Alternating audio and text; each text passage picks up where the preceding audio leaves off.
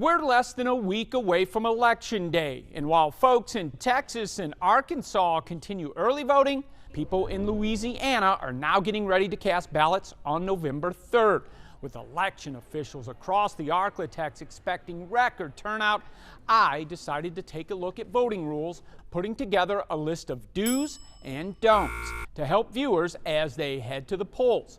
First up, don't wear campaign-styled clothing when going to vote. While many of us want to show support for our favorite candidates, Texas, Arkansas, and Louisiana prohibit voters from wearing shirts, hats, buttons, even face masks that display a candidate's name, campaign logos, and slogans. Next up, do bring a sample ballot, notes, or other written materials you may need to help fill out your ballot. That's good news because from the presidential race to Congress, all the way down to local judges, there are a lot of candidates and issues on the ballot this election cycle. So, if you need something to help jog your memory, as long as you're not showing or sharing your written materials to others at the polls, voters are allowed to bring election guides with them inside the voting booth.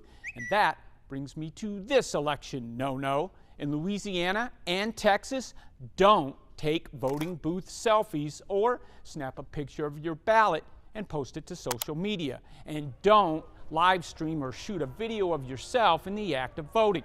That's because in the Pelican and Lone Star State, voters are prohibited from taking pictures and videos in polling places. Now, another polling place prohibition in Texas and Louisiana, guns. Both states outlaw carrying firearms at voting stations unless you're law enforcement. So that means even if you have a license to carry a gun, if you're not a cop, don't pack a pistol at the polls. Lastly, do bring a photo ID when going to vote in Arkansas, Texas, and Louisiana because, generally speaking, all three states have picture identification laws for voting, and while there are exceptions come Election Day with long lines expected at the polls, complying with photo ID rules will make voting quicker and easier. So, with folks calling this the most important election of our lifetime, keep my list of polling do's and don'ts in mind, go exercise your civic duty, and make your vote count. In the studio, I'm Chief Investigative Reporter Stacey Cameron.